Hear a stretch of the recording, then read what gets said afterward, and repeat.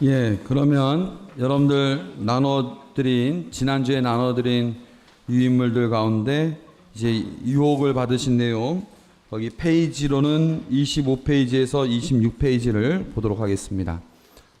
지난주에 혹시 못 나오셔가지고 이 유인물 못 받으신 분들도 계실 수 있는데 옆에 분들하고 같이 이렇게 보시기 바랍니다. 예수님 유혹받으신 내용이 마태복음에선 4장 1절에서 11절, 마르코는 1장 10에서 13절, 루카는 4장 1에서 13절입니다. 먼저 마태복음을 읽어보면요.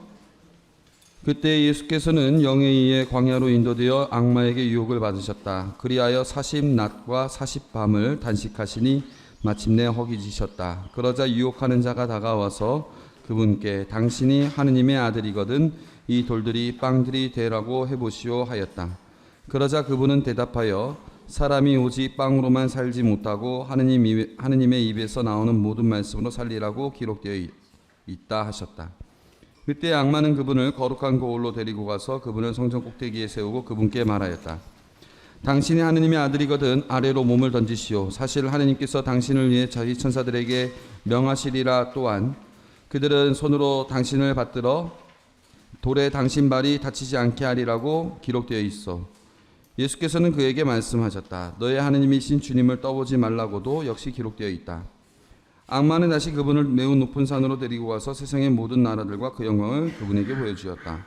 그리고 그분께 말하였다. 이 모든 것을 당신에게 주겠소. 당신이 내게 엎드려 절한다면. 그때 예수님께서는 그에게 말씀하셨다. 물러가라 사탄아. 사실 너의 하느님이신 주님께 절하고 오직 그분만을 섬겨라고 기록되어 있다.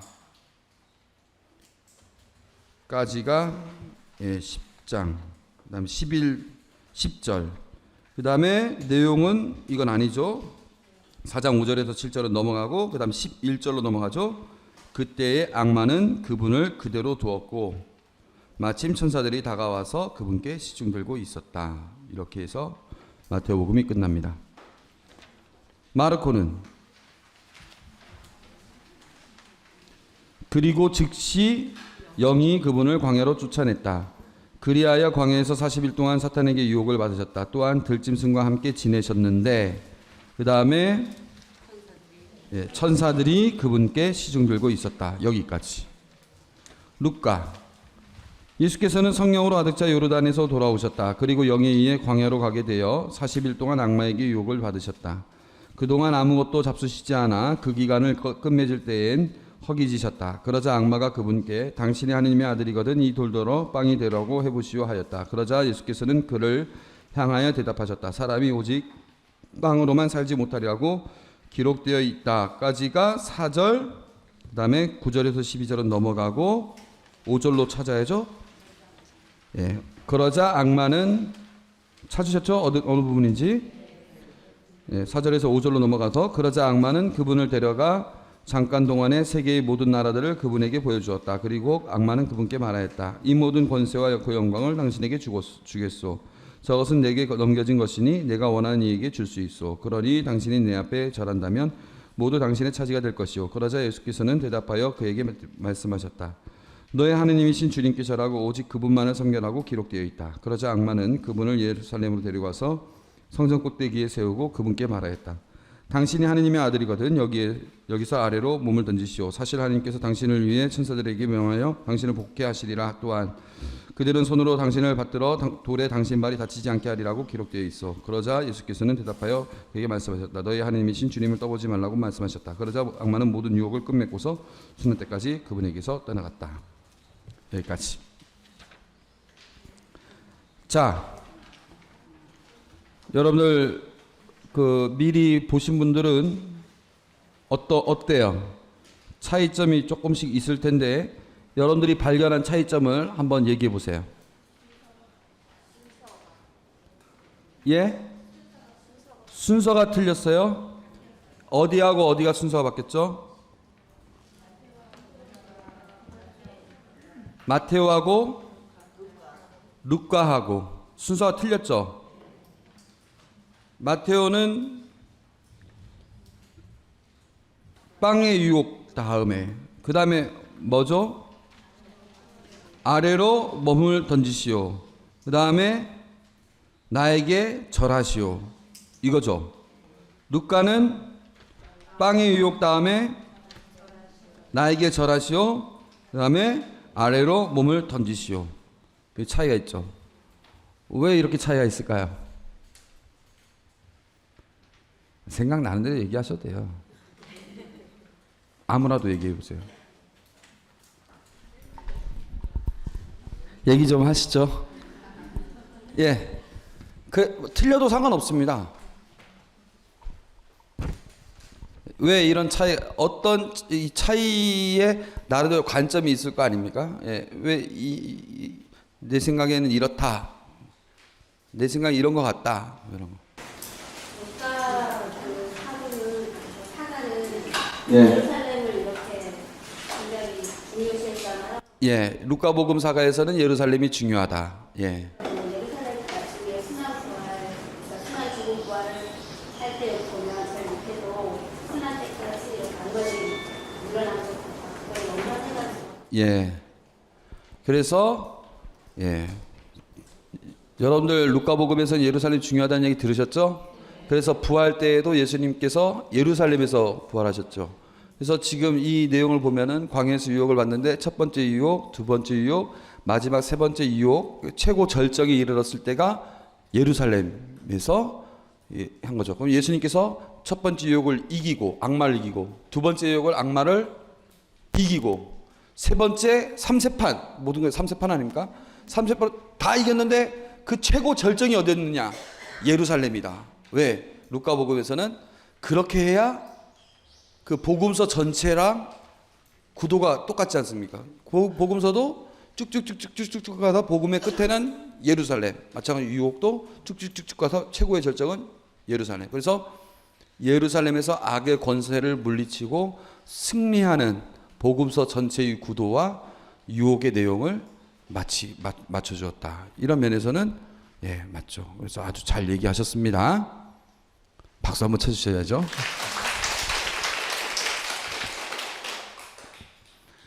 그런데 그러면 마태복음에서의 순서를 가만히 보면은요,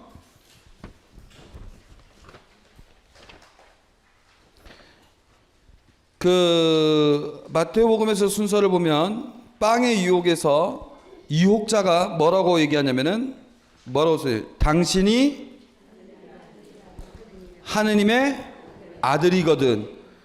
왜 하필이면은 이 말을 했을까요? 당신이 하느님의 아들이거든. 유혹자가 당신이 하느님의 아들이거든. 이거는 옆에 그 다른 구절하고 생각하지 말고 복음 전체의 내용 그 맥락에서 한번 여러분들 한번 혹시 생각나는 게 있는 사람 있습니까? 당신이 하나님의 아들, 너 하나님의 아들이라며, 너 하나님의 아들, 그래 나도 그렇게 생각해. 그렇다면 한번 빵 이거 해봐. 왜 하나님의 아들이라는 얘기를 왜 얘기할까요? 악마는 하나님의 아들인 걸 안다. 예, 그렇죠. 근데 그 맥락이 언제 나온 맥락이 지금 이 상황이 하나님의 아들 족보가 아니고 그 다음에 임마누엘 그때는 예수님이 그 유혹받기 30년 전 얘기고 무슨 사건이 있었죠? 이 유혹 하기 전에 세례 받을 때 뭐라고 했죠? 너는 내가 사랑하는 아들 내 마음에 드는 아들이다. 예? 예수님이 세례를 받으면서 처음으로 하느님으로부터 그 말씀 계시를 받은 거예요. 예. 다른 사람들은 세례 받고 딱 일어났는데 그런 얘기 전혀 못 들었는데 예수님은 딱 일어나는 순간 그 물에서 잠겼다가 일어나는 순간 하나님의 아들이라는 사실을 탁 받아들이고 성령으로 충만해지고 막 그 소리를 들었어요. 그리고 나서 유혹을 당하는데 너 하나님의 아들이라며? 이 맥락이 그 맥락입니다. 아시겠죠? 너 하나님의 아들. 예수님은 물론 여러분들 예수님 그 하나님의 아들 태어나면서부터 당신이 하나님의 아들임을 아셨겠지만 예수님은 동시에 온전한 인간입니다. 예, 온전한 인간이니까 하느님이 한국말도 할 수 있고 영어도 할 수 있고 독일어도 할 수 있고 일본어도 할 수 있고 중국어도 할 수 있겠죠. 하느님 그러시겠죠. 모든 걸 잘 하시는. 그렇죠. 그런데 아기 예수님이 한국말도 할 수 있고 중국말도 할 수 있고 일본말도 할 수 있고 그러셨을까요? 아니에요. 왜?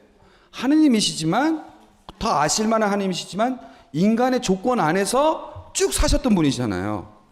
하실 수 있지만 인간 조건 안에서 그렇게 사셨기 때문에 전혀 모르면서 배워나가셨을 거 아닙니까? 마찬가지로 내가 하느님의 아들이다라는 것은 태어나면서부터 하느님의 아들이시고 당신은 그걸 알고 계셨지만, 그럼에도 불구하고 그거를 결정적으로 당신이 깨닫고 그 안에서 이렇게 소통이 됐던 것은 세례 때입니다. 하느님의 아들이면 아들인데 어떤 아들이냐라는 것을 이렇게 보는 거죠. 그걸 유혹 40일 동안 그걸 묵상하는 겁니다. 예. 첫 번째, 당신의 아들이 하느님의 아들이거든. 그러니까 앞에 맥락하고 세례와 이 연결이 자연스럽게 이어졌죠. 두 번째 유혹 보세요.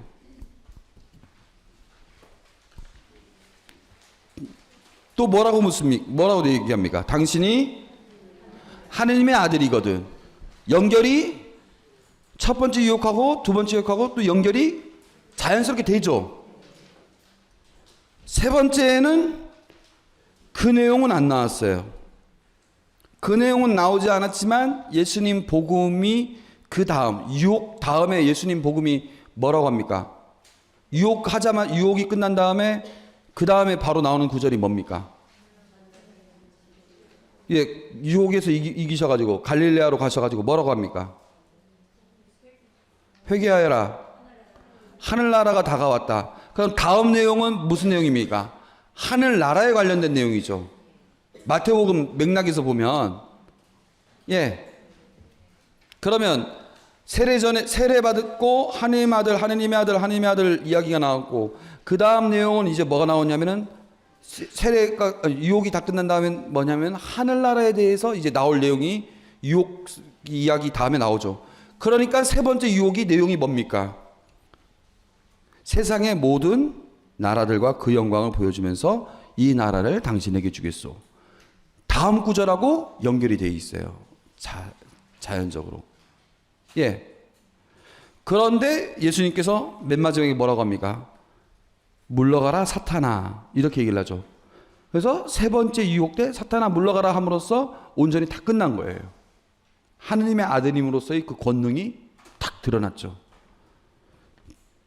그런데 루카복음에서는 이게 두 번째 구절이었죠. 그래서 보시면 옆에 루카복음 보면은 물러가라 사탄아, 이게 나와 있습니까? 안 나와 있습니까?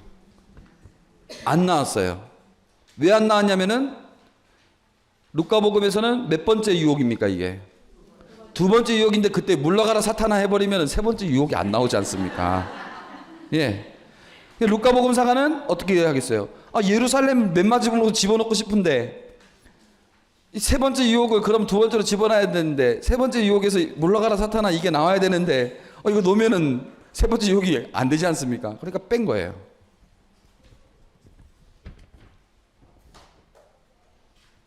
이해되셨죠? 그래서 순서가 그렇게 됐다는 거. 그 다음 또 무슨 차이점이 있습니까? 예, 말씀하세요. 크게. 말씀이가요. 예. 통에서는 그냥 악마의 떠나고 나왔는데 이제 가까이서는 신한 때까지. 예. 자, 몇 장 몇 절입니까? 루카복음 4장 13절이죠. 루카복음 4장 13절. 악마는 모든 유혹을 끝맺고서 때가 찰 때까지 혹은 순환 때까지, 이거 순환이라는 말은 이제 의역을 구제한다면 이 순환이라는 말을 집어넣을 수 있다 해서 괄호를 친 거죠. 예, 원문에서는 때가 찰 때까지, 때가 있을 때까지, 그때까지 그분에게서 떠나갔다 이렇게 나와 있죠. 이거를 우리 그 세번역에서는 어떻게 옮겼느냐면, 여러분들 세번역 여러분들 갖고 있는 성서 루카복음 4장 13절을 보세요.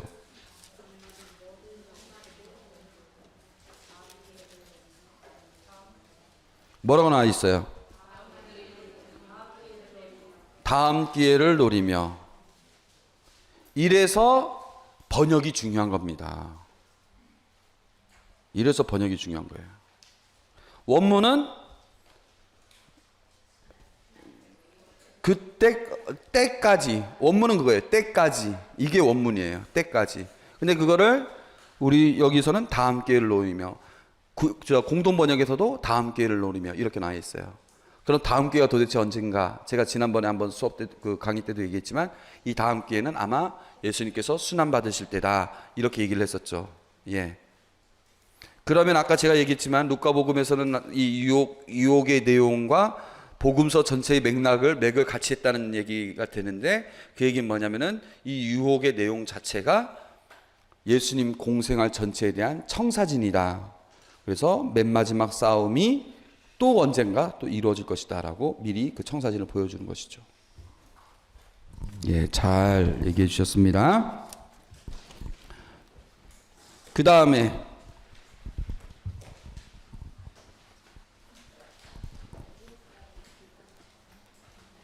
예? 유혹받은 기간이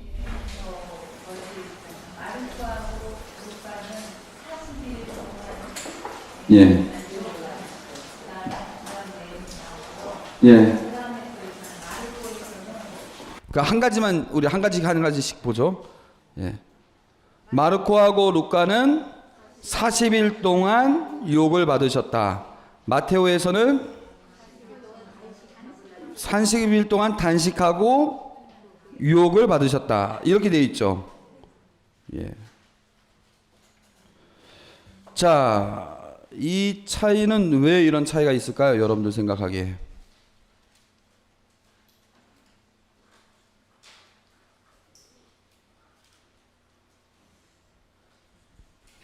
정답은 없어요. 저도 지금 제가 나름대로 생각을 해서 쓰긴 썼지만 이게 뭐 정답이라고 말할 수는 없어요. 그러나 하나의 나름대로 근거가 있는 이야기가 될 수 있는 것을 제가 나름대로 생각했는데,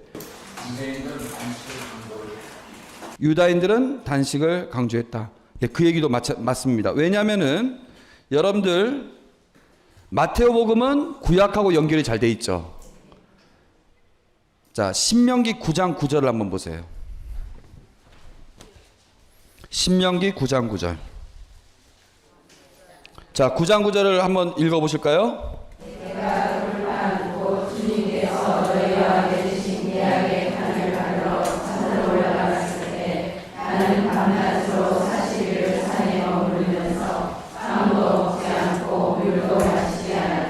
누굽니까? 이거 모세죠.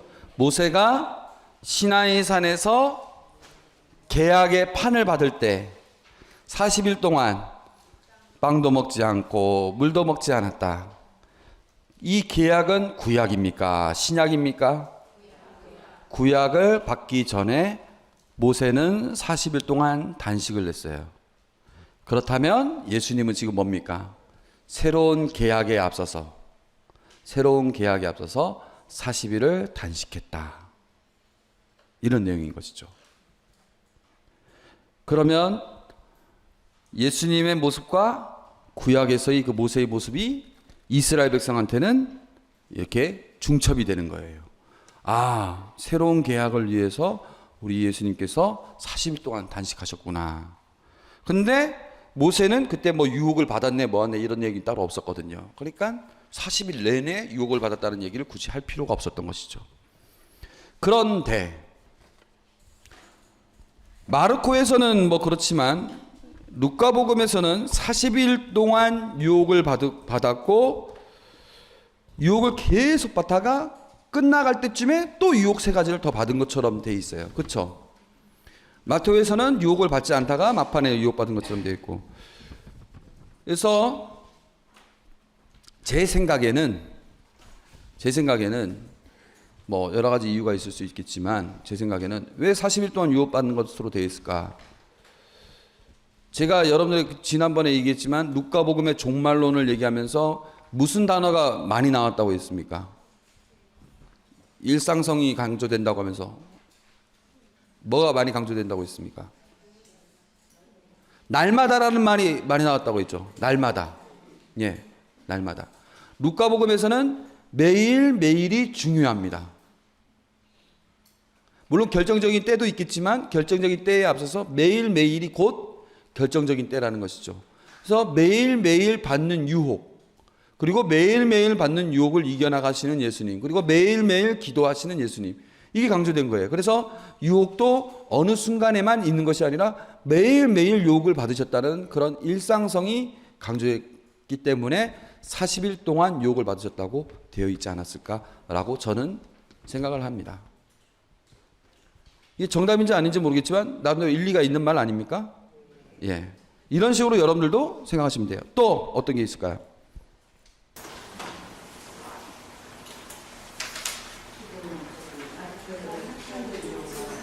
예. 예. 마르코는 사탄이라고 쓰였고 마테오에서는 악마 혹은 유혹하는 자. 그 다음에 맨 마지막에 물러가라 사탄아. 그러니까 마테오에서는 악마, 유혹하는 자, 사탄아 다 썼고, 루카에서는 악마 이렇게만 썼죠. 이거는 자기들이 쓰는 스타일입니다. 이거는 그러니까 이제 여러분들이 나중에 그 성서 찾기 이렇게 해보면 유혹하는 자, 악마, 사탄 이렇게 골고루 쓰는 게 마테오의 특징이고, 마르코의 특징은 이렇고, 루카는 악마라는 단어를 쓰는 걸 좋아해요. 예, 이건 자기네 특징, 그냥 그 스타일입니다, 스타일. 그리고 마테오에서는 40일이라고 하지 않고 40낮과 40밤 이랬죠. 이게 유다교적인 표현입니다.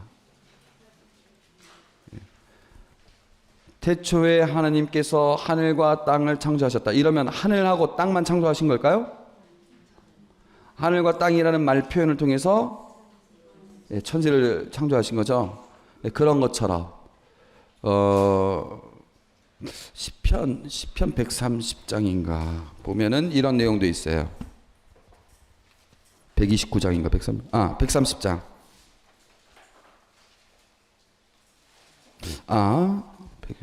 예. 121장. 시편 121편에 보면 이런 내용도 있어요. 121편 8절에 보면 나거나 들거나 주님께서 너를 지키신다. 너가 나가든지 너가 들어오든지, 이건 뭐냐면 너희 행동 하나하나를 주님께서 지키신다. 유다인들이 이런 말들 완전 좋아해요. 매일매일도 낮과 밤 이런 표현을 하기를 좋아하고, 모든 행동도 나거나 들거나 이렇게 표현하기를 되게 좋아해요. 이걸 뭐라고 하냐면 대꾸법이라고 합니다. 대꾸법. 동의적인 대꾸법, 대조적인 대꾸법, 이런 대꾸법이에요. 이게 유다교적인 표현이에요. 이게 마테오에서는 좋아해서 40낮과 40밤 이렇게 얘기했죠. 아까 신명기 9장 9절에서도 보면 밤낮, 40 밤낮, 40낮 이렇게 표현되는 거죠. 그런 것도 있고.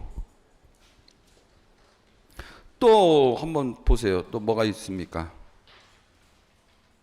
마테오에서는 성령께서 어떻게 했어요? 마테오의 성령과 마르코의 성령과 루카의 성령의 차이점 한번 보세요. 여러분들 그 차이점 다 보셨는데 지금 말씀 안 하시는 거죠? 쑥스러워가지고. 예? 설마 이게 눈에 안 들어올 리는 없는데? 예. 마테오에서는 광야로 인도되고, 마르코에서는 성령께서 그분을 광야로 쫓아내죠. 빵 찬 거예요. 이거는 에크발로라는 단어를 쓰는데 빵 찬 거예요, 그냥. 그 다음에 루카에서는 성령으로 가득 찼다고 써져 있죠. 예. 이 차이는 뭐냐? 마테오는 가장 정상적인 내용입니다. 그냥 그대로 인도된 거예요. 마르코에서는 쫓아냈다.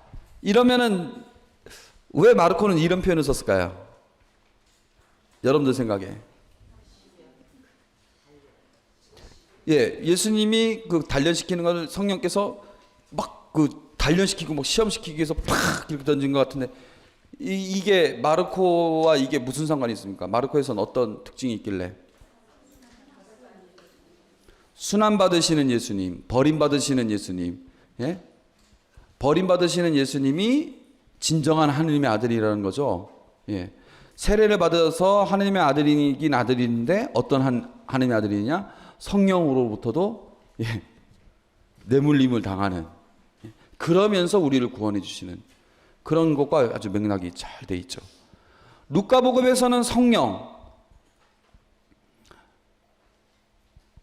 성령이 루카복음에서 중요하다고 제가 말씀드렸는데, 제가 뭐라고 했습니까 그때? 공생활 하기 전에 뭐라고 했어요? 세례를 받아가지고 예수님께서 성령으로 가득 차가지고 그 성령의 힘으로 성령으로 가득 차가지고 이렇게 하고 성령으로 가득 차가지고 이렇게 하고 이렇게 했어요.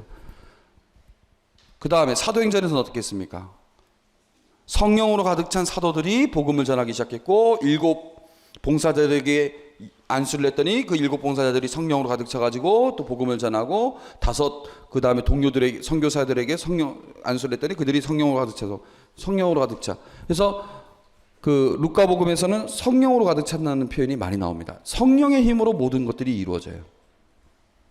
그래서 성령으로 가득 찼다는 표현이 많이 나옵니다. 그래서 이 세례받는 과정도 이 성령의 힘으로 인해서 이루어졌다. 이런 식으로 되어 있습니다. 그 다음에 여러분들이 말씀 안 하시니까, 저는 여러분들이 말씀하시기를 정말 바랬는데요. 말씀 안 하시니까 또 얘기할게요. 자, 마태복음 4장 4절. 사람이 오직 빵으로만 살지 못하고 하느님의 입에서 나오는 모든 말씀으로 살리라. 이렇게 얘기했을 때 이 하느님의 입에서 나오는 모든 말씀으로 살리라. 이런 내용은 어떻게 나와 있어요? 딴 데는 안 나와 있어요. 그죠? 뭐냐? 여기서 나오는 하느님의 입에서 나오는 모든 말씀, 하느님의 입에서 나오는 모든 말씀, 이거는 구약입니다. 구약. 그죠? 그래서 그 유다교를 말씀의 종교라고도 합니다. 그래서 이 구약을 강조했던 모습. 그 다음에 5절 보시면 악마는 그분을 거룩한 고울이 도대체 어딜까요? 이거 유다인들 아닌 사람들도 알까요? 몰라요. 독자가 유다인이기 때문에 이런 표현이 가능한 겁니다.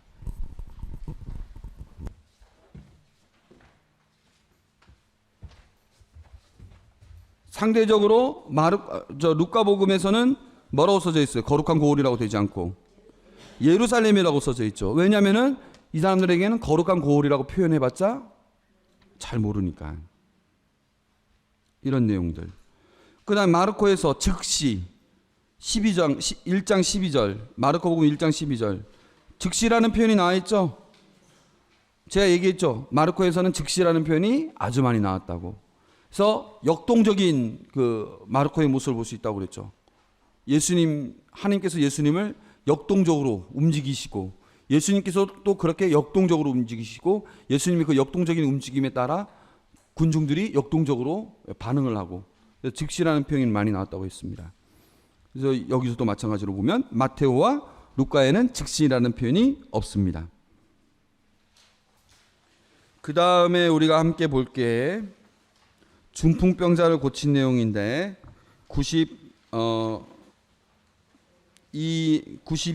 93페이지, 94페이지 이렇게 되어 있습니다.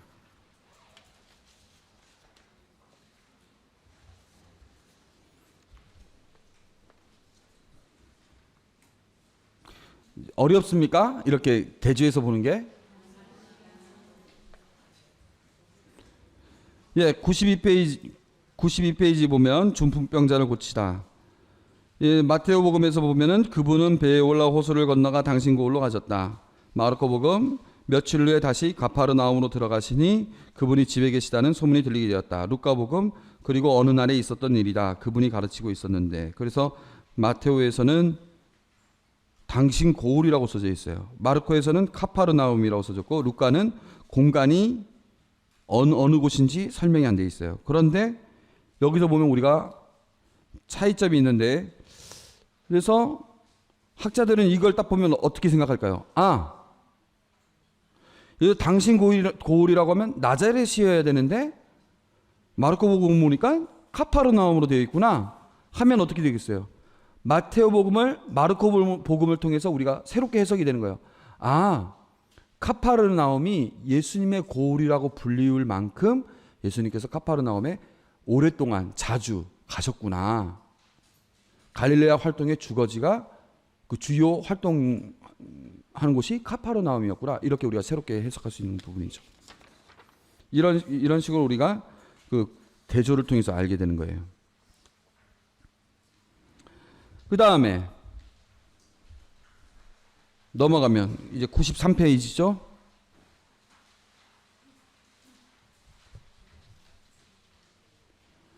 그러자 마태복음에는 구절이 없고 마르코복음에는 그러자 많은 이가 모여들어 문 앞에조차 더는 자리 잡을 수 없었다. 그분은 그들에게 말씀을 이르셨다. 루카복음 갈릴레아와 유대의 모든 촌락에서 또 예루살렘에서 온 바리사이들과 율법교사들이 앉아 있었다. 마르코에서는 여러 사람이라고 했고 루카에서는 바리사이와 율법교사만인 것이고, 그렇죠? 그 다음에 이 마르코의 표현은, 제가 마르코의 문체는 어떤 문체라고 했습니까? 단순하면서 서민적이면서 생동감이 있다고 그랬죠. 생동감. 그래서 이 표현 자체로도 이미 우리가 그 생동감을 느낄 수 있는 거죠. 많은 이가 모여들어 문 앞에는 더는 자리 잡을 수가 없었다. 많은 이가 막 북적북적 한 거예요. 예수님께서 가파르나움에 딱 가니까 거기서 사람들이 북적북적. 호숫가에 가면 그쪽으로 사람들이 쫙 모여가지고 북적북적. 마르코에서는 그런 표현들이 많이 나옵니다. 루카에서는 지금 그런 내용이 나와 있지 않아요. 근데 이제 보면은 그 다음에 이제 중풍병자 데리고 온 내용인데, 마테오에서는 사람들이 중풍병자를 침대에 누인 채 그분께 데리고 왔다. 그러자 예수님께서는 그들의 믿음을 보시고 힘내라고 얘기를 했고, 마르코에서는 중풍병자를 4명이 들고 데리고 왔고 군중 때문에 그분께서 데리고 갈 수 없어서 그분이 계신 곳에 지붕을 벗기고 구멍을 뚫어 중풍병자가 누워있는 침상을 내렸다. 이렇게 나와 있고, 루카복음은 주님의 능력이 내려, 이 표현은 없죠? 제가 아까 얘기했죠? 성령으로 가득 찼다는 표현들, 이런 거 루카복음에서 아주 중요하다고. 이것도 마찬가지로 같은 맥락입니다. 주님의 능력이 내려. 나자렛 설교에서도 얘기했었죠. 주님의 영이 나에게 내리시어 가난한 이들에게 복음을 전하게 하시고. 이 부분이 루카에서는 항상 예수님께서는 성령과 결합되어서 모든 것을 하시는 것으로 묘사되어 있습니다. 그리고 예수님께서는 항상 기도를 하십니다. 루카복음에서는 그렇게 성부와 일치되고 성령과 일치된 걸 강조해요. 주님의 능력이 내려 그분은 병을 낫게 해주시기도 하였다. 그런데 마침 남자들이 중풍 뚫린 사람을 침대에 누인 채 데리고 와서 그를 데리고 들어가 그분 앞에 놓으려고 하였다. 그러나 군중 때문에 어떤 곳으로 해서 그를 데리고 들어갈지 발견하지 못해 지붕 위로 올라가 뭐라고 했어요? 기화를 내쳐. 이 차이가 뭡니까? 여기는 구멍을 뚫었고 여기는 기화를 내쳐. 예, 마르코는 이스라엘 전통 가옥을 염두에서 쓴 말이에요. 루카는 이스라엘 전통 가옥을 염두한 게 아니라 그리스 로마의 전통 가옥을 염두에서 쓴 거예요. 그러니까 마르코는 쉽게 말하면 초가집이고 루카는 양옥집입니다. 이게 뭐냐면은요, 그 이스라엘은요, 마을이 있으면 이런 집이 아니라 이렇게 돼 있어. 집이 이렇게 돼 있는데 이제 밑에는 이제 공간 터가 있고 거기에 소나 양이나 짐승들이 안에서 자요. 거기서 식구들도 같이 자기도 해요. 그 다음에 2층이 있어요. 2층이 있으면 2층에서 여러 가지 일도 하는데 거기에 보면은 이제 풀들로 그 지붕을 덮어요. 풀들로 지붕을 덮어요. 그 풀들로 지붕을 덮어가지고 거기 지붕을 언제든지 이렇게 벗겨내면 거기서 들어갈 수 있는 거죠. 근데 그리스 로마 시대의 그 집들도 이제 이스라엘에 들어오기도 하고 다른 지역 모든 이방인 지역에 그런 그리스 로마 그 전통적인 그 양식의 그 집들이 많이 나왔는데 거기는 그냥 지붕에 기와를 얹었어요. 기와를 얹었어요. 그러니까 루카는 그 유다교의 그 생활이라든가 문화 방식을 잘 모르니까 기와라고 표현을 한 거예요. 재밌지 않습니까? 이렇게 달랐나? 싶기도 하죠. 어쨌거나 이거는 그렇게 중요한 부분은 아니죠. 그러나 독자들을 염두해서 이렇게 표현한 거죠. 우리 마치 성모님한테 한복을 입히는 것처럼, 그게 맞는 얘기입니까? 맞는 얘기는 아니죠. 그러나 그렇다고 그 틀린 얘기입니까? 틀린 얘기는 아니죠. 우리를 염두에서 하나의 표현 양식이죠. 이것도 마찬가지입니다. 그러자 예수님께서는 그들의 믿음을 보시고 중풍병자에게 말씀하셨다. 여기까지는 똑같고, 힘내시오 아들이요 그대의 죄는 용서받았소. 아들이여 그대의 죄는 용서받았소. 사람이여 그대의 죄가 그대에게 용서되었소. 이렇게 나왔는데요. 여기서 이거는 아들이라는 말은 이제 아이, 얘야 이런 뜻이에요. 얘야, 아이야 이런 말인데, 이거는 어른에게도 쓸 수 있는, 어른에게 쓸 때는 친근한 표현입니다. 그래서 그런 표현인데, 마테오 마르코에서는 이제 친근한 표현으로서 번역은 아들이라고 되어 있는데요. 새 번역에서 뭐라고 나왔는지 한번 봐봐야겠다. 안 찾아봤는데, 마태복음 9장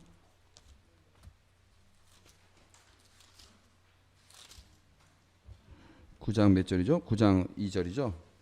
얘야 이렇게 나와 있어요. 얘야 용기를 내어라 이렇게 나와 있어요. 뭐냐면은 얘야 보통 이렇게 표현이 돼요. 얘야. 근데 마테오하고 마르코에서는 어른에게도 이런 표현을 써요. 친근감의 표현으로. 근데 루카복음에서는 철저하게 부자 관계, 아버지와 아들 관계에서만 이 단어를 씁니다. 그러지 않으면 사람이요 이렇게 표현을 씁니다. 루카복음은 그 그리스어를 고급 언어를 쓰기 때문에 이것을 구분을 하는 것이죠. 그대의 죄가 그대에게 용서되었소. 이렇게 함으로써 그 죄의 용서가 그대 자신에게 벌어진 이런 표현을 쓰는 것이죠. 마테오에서는 속으로 말했다. 마르코에서도 속으로 말했다. 루카에서는 속으로 말했다는 안 나오고 자기네들끼리 수군거리면서 이야기를 한 것을 이야기하고, 뭐 특별한 표현은 아닌 것 같습니다. 이런 식으로 되어 있습니다. 그 다음에 이제 거의 비슷해요. 거의 비슷한데 이제 하느님 한 분이 아니고서야 누가 죄를 용서할 수 있는가 이런 말이 나오는데, 이거는 조금 이따가 설명하면 되겠고요. 나머지는 거의 비슷합니다. 여기서. 근데 여러분들 이거 어떻게 생각합니까? 이거 예수님께서 그대의 죄는 용서받았소. 그냥 당신은 이제 나았소, 구원받았소, 당신은 이제 걸을 수 있게 되었소, 이렇게 얘기하는 게 더 차라리 나을 것 같은데, 용서받았소 이렇게 표현을 합니다. 보면은 마태복음 내용을 중심으로 보죠. 어찌하여 여러분의 마음속에 악한 속셈을 품습니까? 실상 어느 편이 더 쉽겠습니까? 그대의 죄는 용서받았소라고 말하는 것이겠습니까? 혹은 일어나 걸어가시오 라고 말하는 것이겠습니까? 여러분 이 구절을 어떻게 이해를 하실 수 있을까요?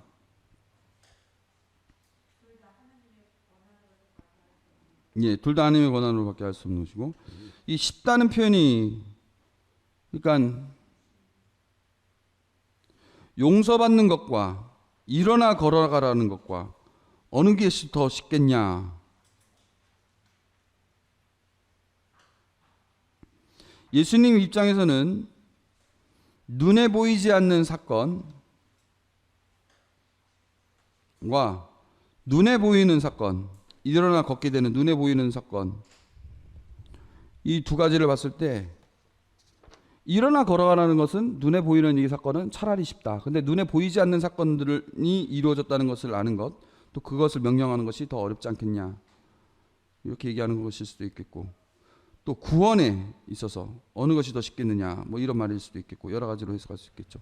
중요한 것은 여기서 예수님께서는 병만을, 그러니까 그 사람의 질병만을 고쳐주시는 것이 아니라 그 사람의 실존적인 존재 전체를 고쳐주시고자 하시는 것이죠. 중풍병자가 침대에 누운 상태에서 갖게 됐던 모든 죄들, 세상을 저주하고 하나님을 저주하고 자기 인생에 대해서 저주하고 이랬던 모든 것들까지도 용서하려는 예수님의 모습을 볼 수 있다는 것이죠. 나머지는 거의 비슷하더라고요. 근데 이제 여기서도 보면 즉시라는 표현은 마르코에만 쭉쭉쭉 나와 있습니다.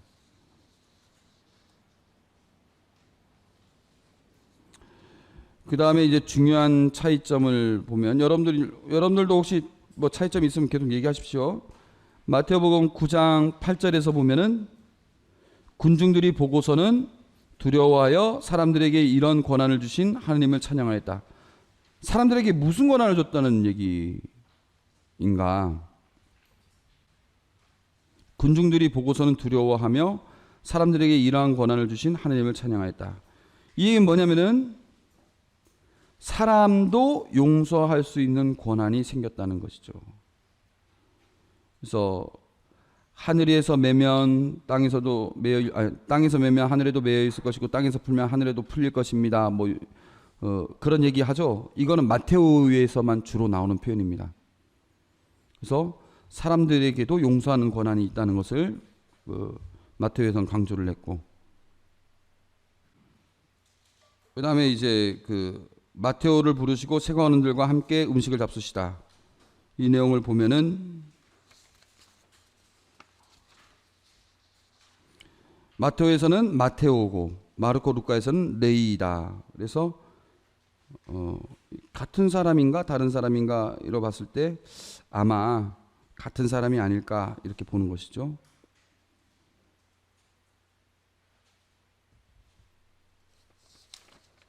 이런 내용. 그다음에 마테오에서는 이런 내용이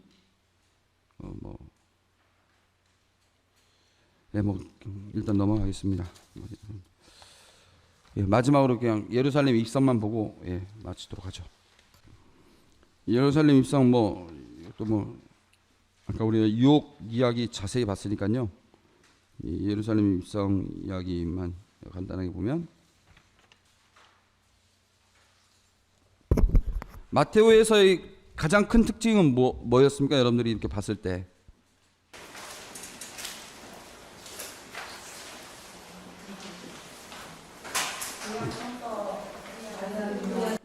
구약 성서가 인용이 됐다는 거죠. 몇 절입니까? 마태복음 21장 5절이죠. 시온의 딸에게 말하라. 보라, 내 임금이 내게 오신다. 온유하시어 암나귀를 타시고 뭡니까? 짐발이 짐승의 자식 새끼 나귀를 타시고서. 그래서 예수님께서 예루살렘 도성에 오신 것이 그 구약에서 예고됐던 임금님께서 이제 오셨다라는 것이 강조가 됐던 것이죠. 그래서 마태복음에서는 21장 2절에서 보면은 암나귀와 그와 함께 새끼나귀 이렇게 나와 있죠.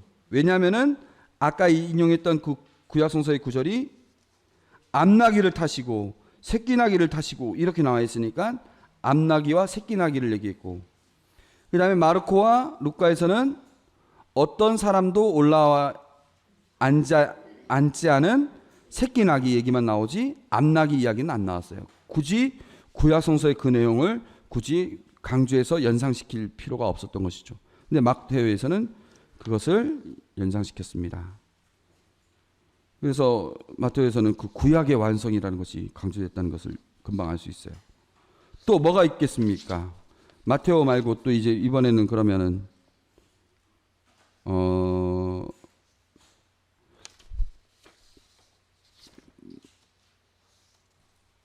또 뭐가 있겠어요? 여러분들 한번 보세요.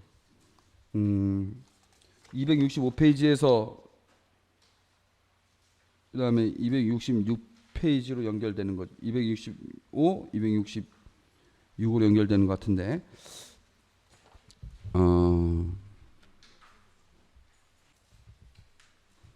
루카복음의 특징이 제일 큰 특징이 있어요. 마테오, 마르코와는 전혀 다른 루카복음만 갖고 있는 게, 혹시 보신 차이점을 발견하신 분이 있는지 모르겠는데, 파견된 이들이라는 표현을 썼고, 또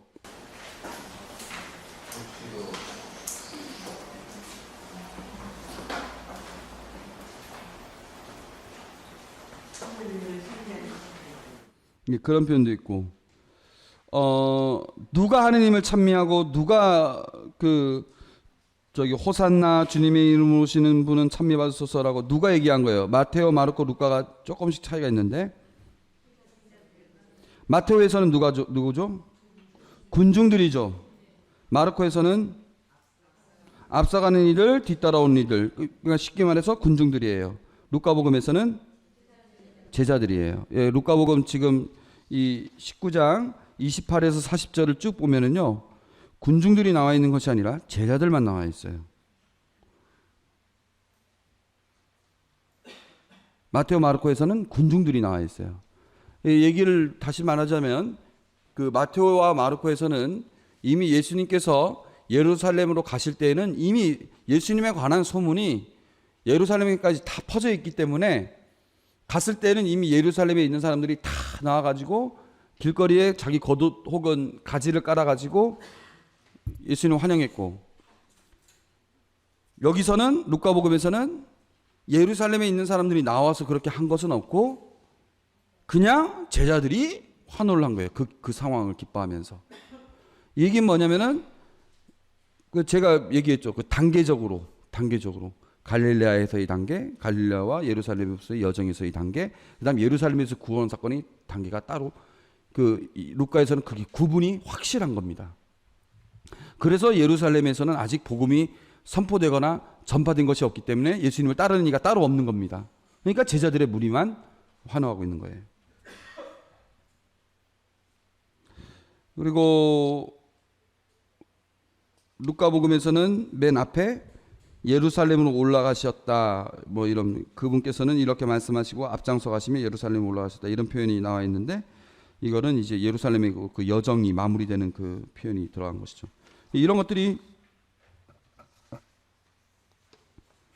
이제 루카복음의 차이죠. 다윗이라는 말도 마테오, 마르코에서는 안 나오는데 루카에서는 안 나온 거는 이제 루카복음이 다윗이 별로 그렇게 강조될 필요가 없기 때문이기도 하고, 그 마르코에서 다윗이 왜 나왔는가? 마테오에서 다윗이 나온 것은 구약에서의 완성이고 마르코에서는 왜 이게 나왔느냐? 이건 좀 설명하려면 좀 복잡해요. 그래서 좀 이건 굳이 설명을 안 하고 넘어가겠습니다.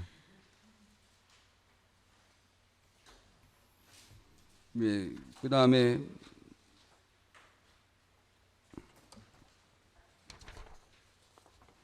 마지막으로 그 성전에서 쫓아내신 내용,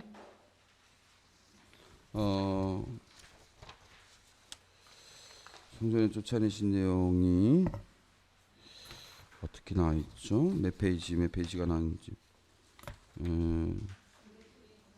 267하고 268 이렇게 되어 있는 거죠. 267페이지와 268. 그러면 이것도 참 재밌는 게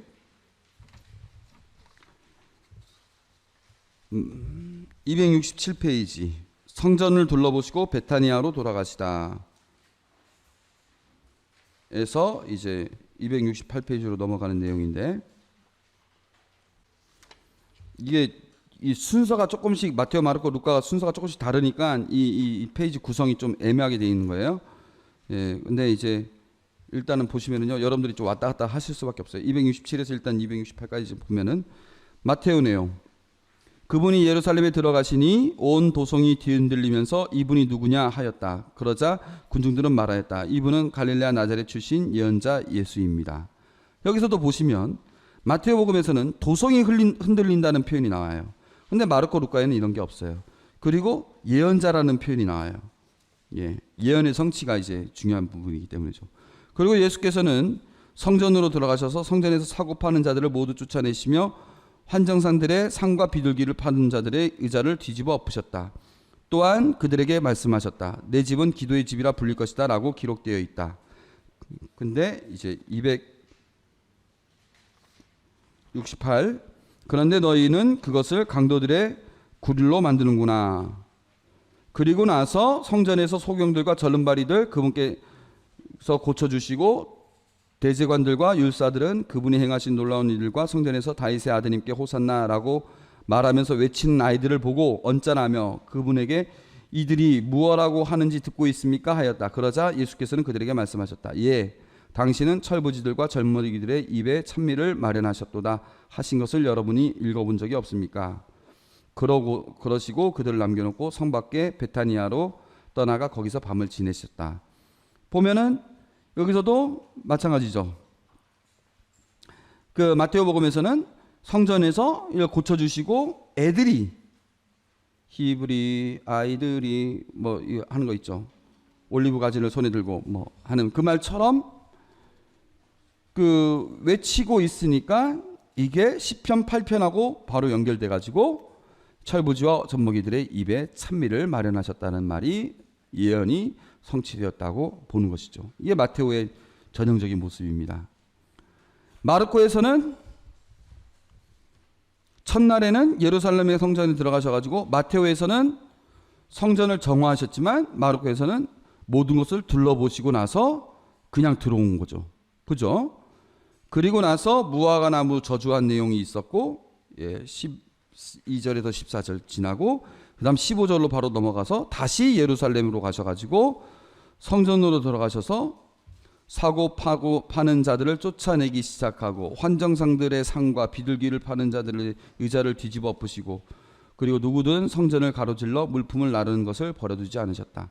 이렇게 아주 더 역동적으로 이렇게 얘기를 하죠. 또한 가르치시며 그들에게 말씀하셨다. 내 집은 모든 민족을 위한 기도의 집이라 불릴 것이다. 여기서 모든 민족을 위한이란 표현은 마테오와 루카에는 없어요. 마르코에서는 모든 민족을 위한이라는 표현이 있어요. 그래서 이 표현이 아주 중요한 표현이죠. 제가 마르코 그 강의할 때도 말씀드렸지만 이 내용이 나중에 예수님의 죽음과 연결을 시켰기 때문에 그래서 이 내용은 마르코에서는 아주 중요한 표현이 된 것이죠. 그런데 너희는 그것을 강도들의 굴로 만들어버렸구나. 시간이 이미 저물었으므로 12제자와 함께 베타니아로 떠나셨다. 그래서 그렇게 되어 있고 루카에서는 도성이 뒤흔린다는 내용도 없고 첫날 와서 모든 걸 둘러봤다 다시 갔다는 내용도 없고 바로 성전으로 들어가셔서 파는 자들을 쫓아내기 시작하며 그들에게 말씀하셨다. 내 집은 기도하는 집이 될 것이다. 그런데 너희는 그것을 강도들의 굴로 만들었다. 이렇게만 얘기를 하는 것이죠. 그 다음에 이제 45, 46, 그 다음에 47이 안 나왔죠.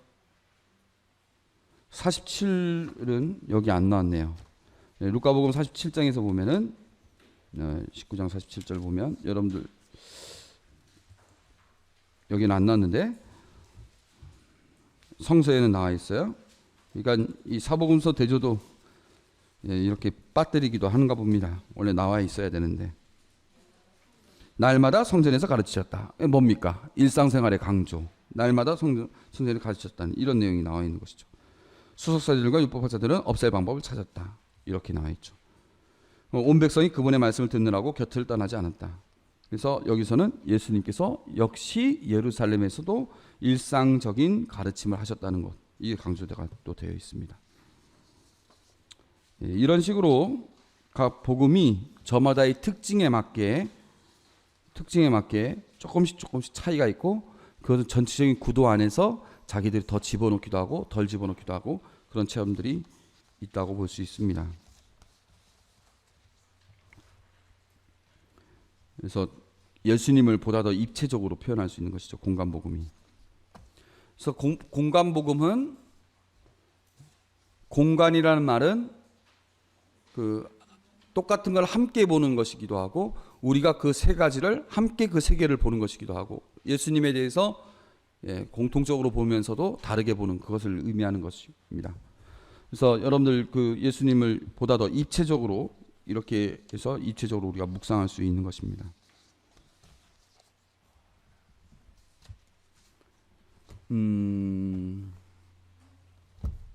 질문 있습니까?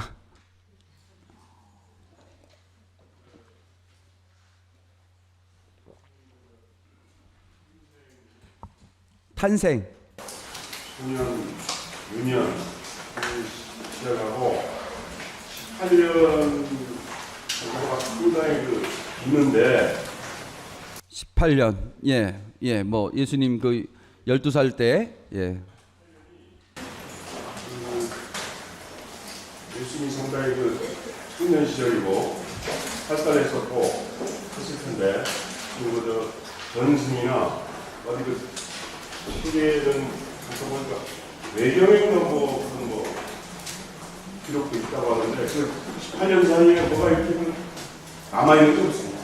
예, 18년사에 남아있는 내용은 없고요. 그냥 몇몇 사람들이, 그러니까 초대교회의 문헌에는 그 내용이 전혀 없습니다.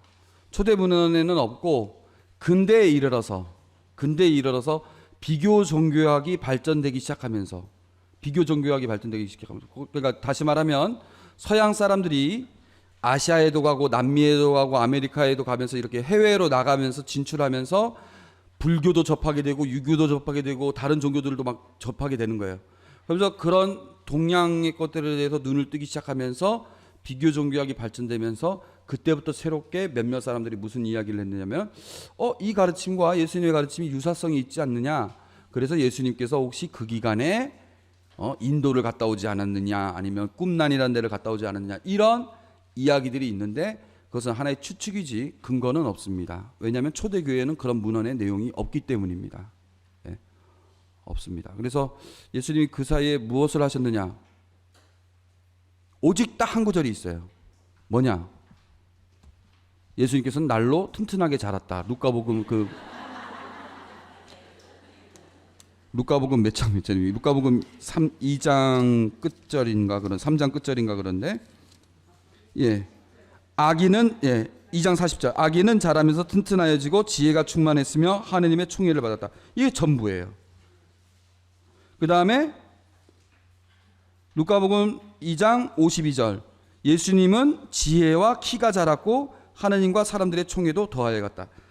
이 내용이요, 여러분들 정말 중요한 내용입니다. 예수님은 지혜와 키가 자랐고, 지혜가 자랐다는 건 뭡니까? 정신적인 성장. 키가 자랐다는 것은 뭡니까? 육체적인 성장. 이런 표현을 굳이 집어넣는 겁니다. 그리고 하느님과 사람들의 총애도 더해 갔다. 뭡니까? 하느님과의 관계가 성장해 가고 인간관계가 성장해 갔다. 이게 전부예요.